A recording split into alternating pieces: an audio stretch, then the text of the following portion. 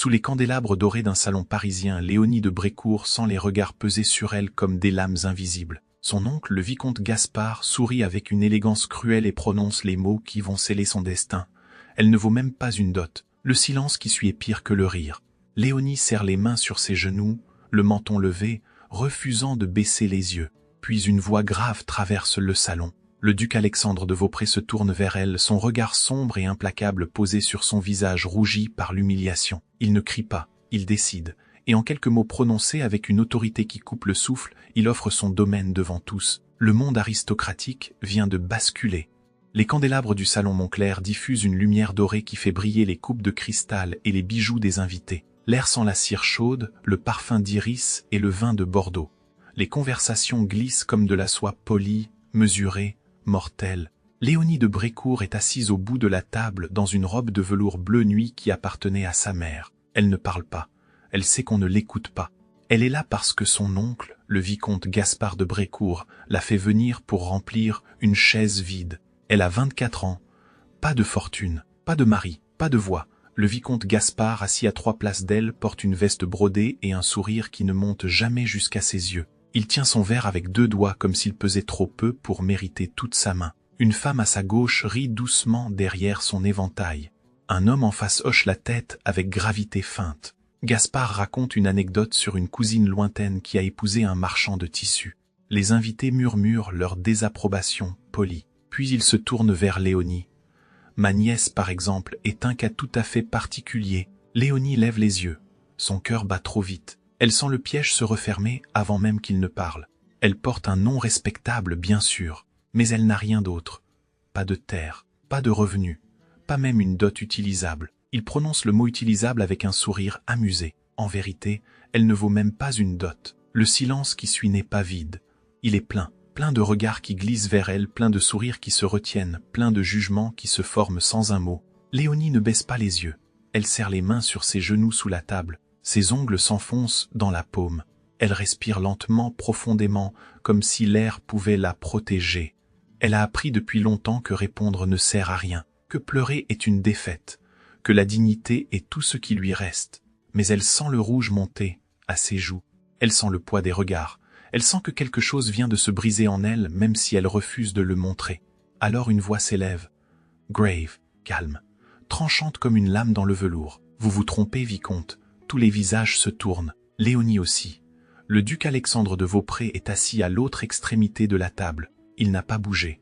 Il tient son verre de vin rouge sans le boire. Ses yeux sombres sont posés sur Gaspard avec une intensité qui fait taire le salon. Il a 38 ans, des cheveux noirs légèrement grisonnants aux tempes, une mâchoire anguleuse, une autorité naturelle qui ne demande jamais la permission. Mademoiselle de Brécourt vaut bien plus qu'une dot. Gaspard sourit, mais c'est un sourire crispé. Votre grâce est trop généreuse. Je ne suis pas généreux.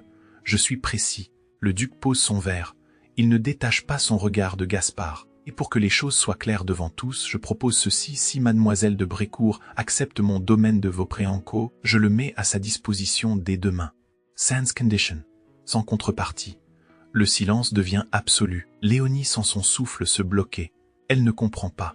Elle cherche le piège, la moquerie, la cruauté, cachée. Mais le visage du duc ne trahit rien. Il est sérieux. Implacable. Gaspard rit doucement, mais c'est un rire qui sonne faux.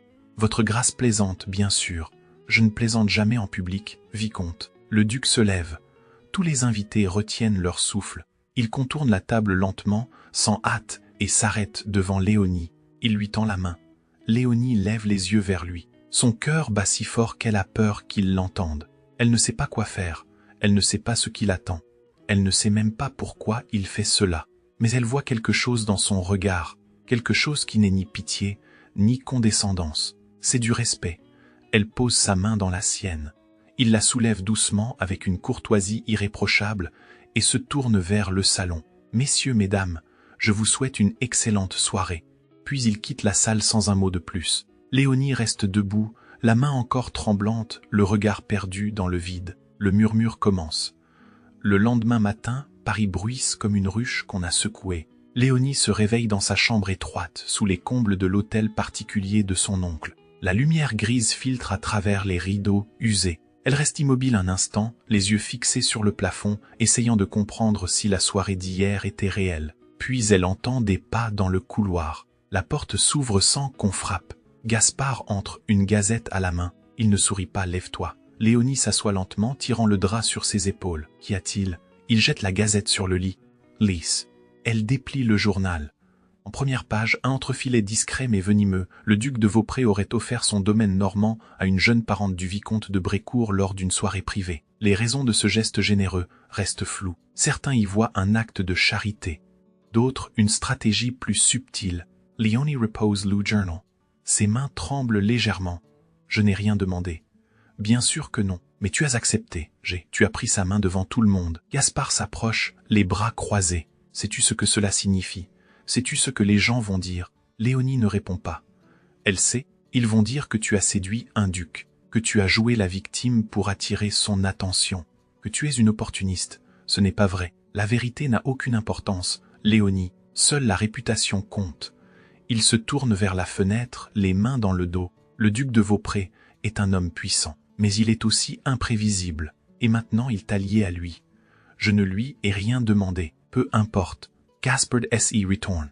Son visage est froid, calculateur. Tu vas partir pour le domaine aujourd'hui. Léonie S.E. Fige. Quoi? Tu vas partir. Loin de Paris, loin des regards, loin des commentaires. Mais il n'y a pas de mais.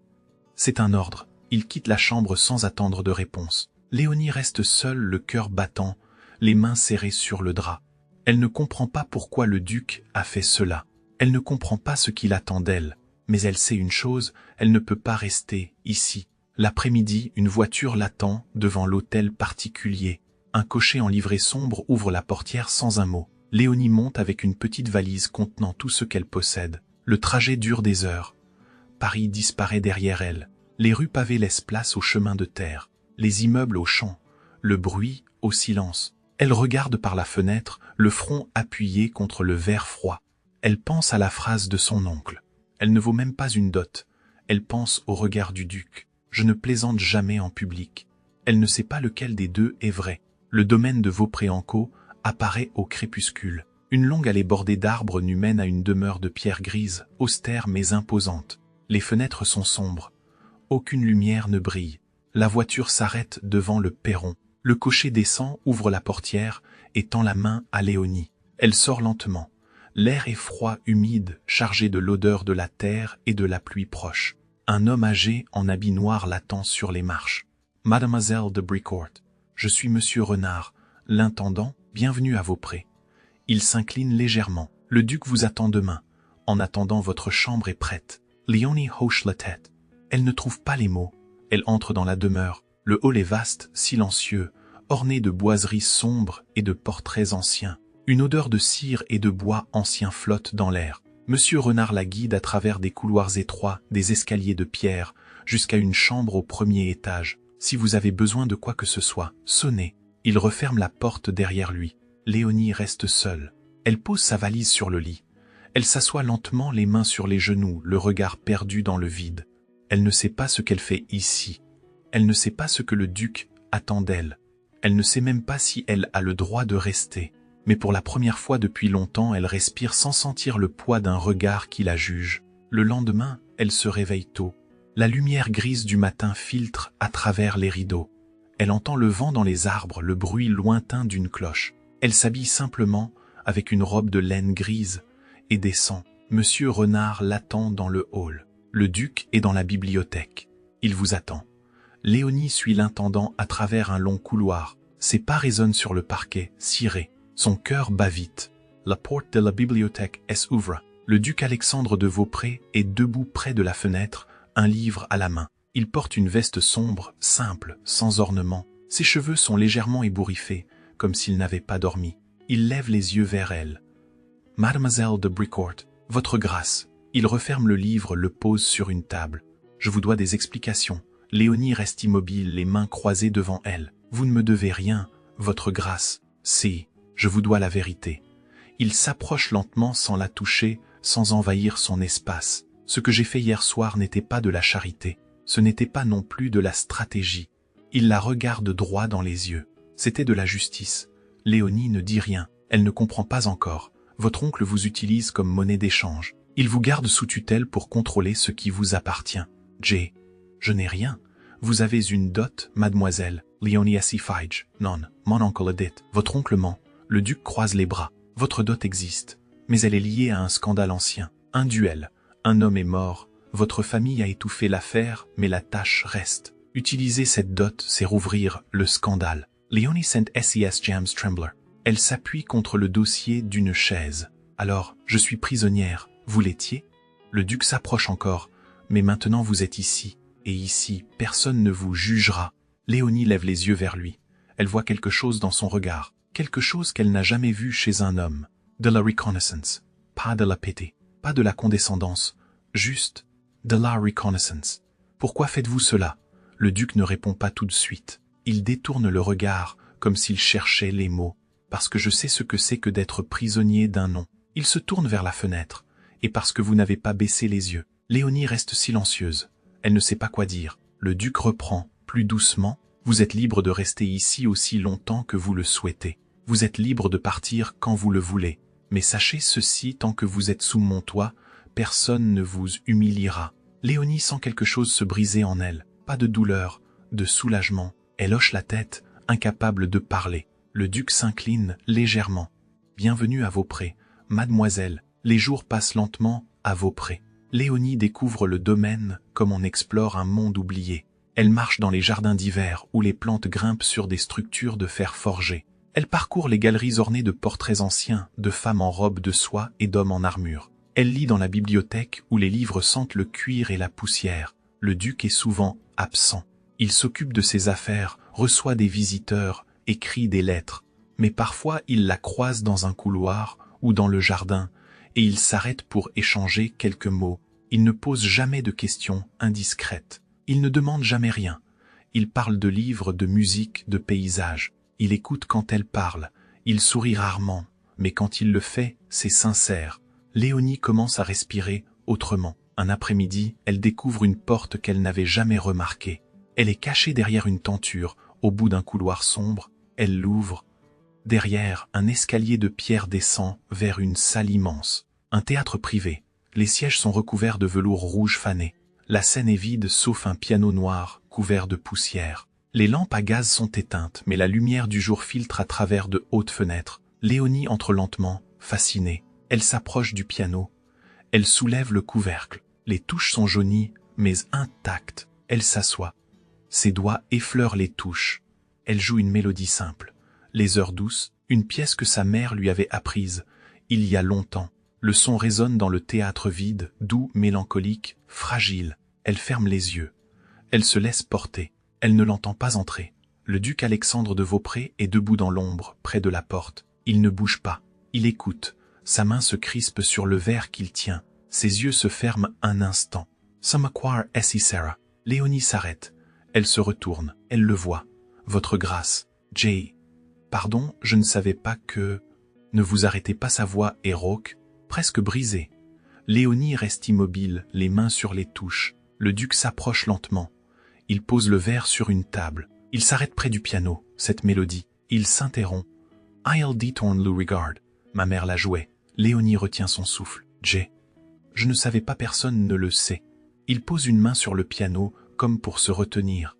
Elle est morte quand j'avais 12 ans. Cette mélodie était la dernière chose qu'elle a jouée. Léonie voit quelque chose qu'elle n'avait jamais vu chez lui. De la douleur.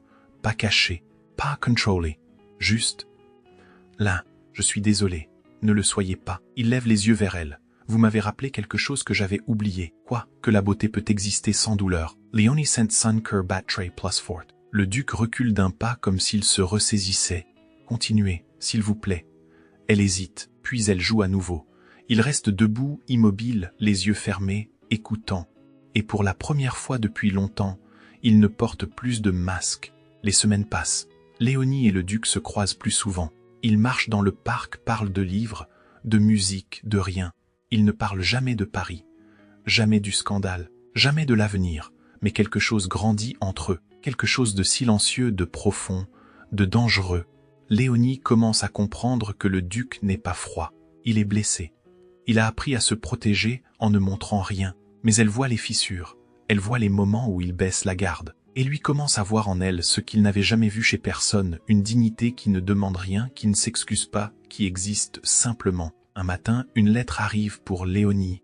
Monsieur Renard la lui apporte sur un plateau d'argent. Cela vient de Paris. Mademoiselle. Léonie ouvre l'enveloppe.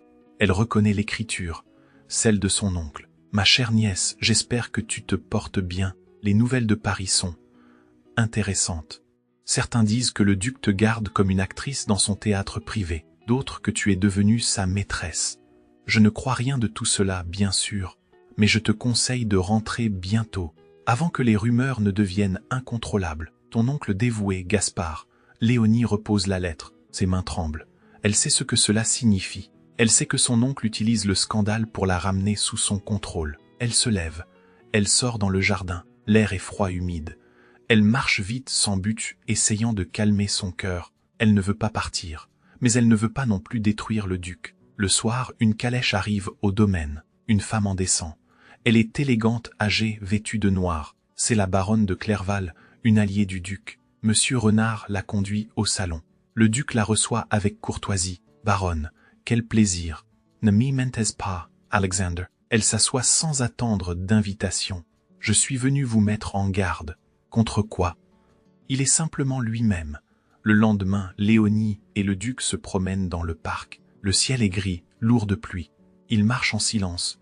Puis Léonie s'arrête. Votre grâce, je dois vous dire quelque chose. Je vous écoute. Je ne veux pas être la cause de votre ruine. Le duc se tourne vers elle. Vous ne l'êtes pas. C'est. Je le suis. Elle serre les mains. Mon oncle utilise ma présence ici pour vous affaiblir. Et il réussit. Laissez-le essayer. Non. Elle lève les yeux vers lui. Je ne veux pas que vous perdiez tout à cause de moi. Le duc s'approche. Il la regarde avec une intensité qui la fait trembler. Vous croyez que je fais cela pour vous? Oui, vous vous trompez. Il recule d'un pas. Je le fais pour moi. Parce que j'en ai assez de vivre dans un monde où la dignité se négocie. Parce que j'en ai assez de me taire. I'll détourne le regard. Vous m'avez montré qu'il était possible de résister sans baisser les yeux. Et je ne veux plus renoncer à cela. Léonie sent les larmes monter. Elle les retient. Mais si vous perdez tout, alors je perdrai tout. Il la regarde à nouveau. Mais je ne perdrai pas ma dignité. Léonie ne dit rien. Elle ne peut rien dire, parce qu'elle vient de comprendre qu'elle l'aime. Quelques jours plus tard, une calèche arrive au domaine. Léonie la voit depuis la fenêtre de sa chambre. Elle reconnaît les armoiries, celle de son oncle. Sanker Essisera. Elle descend lentement. Dans le hall, monsieur Renard l'attend, le visage grave. Le vicomte de Brécourt demande à vous voir. Le duc est avec lui. Léonie hoche la tête. Elle entre dans le salon. Gaspard est debout près de la cheminée, élégant, souriant. Le duc est assis, le visage fermé. Ma chère nièce. Gaspard s'approche, les bras ouverts. Tu m'as manqué. Léonie ne bouge pas. Que faites-vous ici? Je suis venu te chercher. Il se tourne vers le duc. Avec votre permission, bien sûr, votre grâce. Le duc ne répond pas. Gaspard sourit. Vous avez été très généreux. Mais je pense qu'il est temps que Léonie rentre à Paris. Elle est libre de rester. Bien sûr, mais elle est aussi libre de partir. Il se tourne vers Léonie. N'est-ce pas? Léonie sent le piège se refermer. Jay. Tu sais ce qu'on dit à Paris, ma chère? Gaspard s'assoit, croise les jambes. On dit que le duc te garde ici comme une maîtresse, que tu as séduit un homme puissant pour échapper à ta condition. C'est faux. Bien sûr que c'est faux. Mais la vérité n'a aucune importance. Il se penche en avant. Si tu restes ici, tu seras marqué pour toujours. Et lui aussi. Le duc se lève. Sortez. Gaspard sourit. Pas avant d'avoir dit la vérité. Il se tourne vers Léonie. Ta dot existe, Léonie. Mais elle est liée à un duel. Un homme est mort. Ton père a tué un homme pour protéger l'honneur de la famille. Si tu utilises cette dot, si tu te maries, le scandale renaîtra. Léonie S.E. Fige.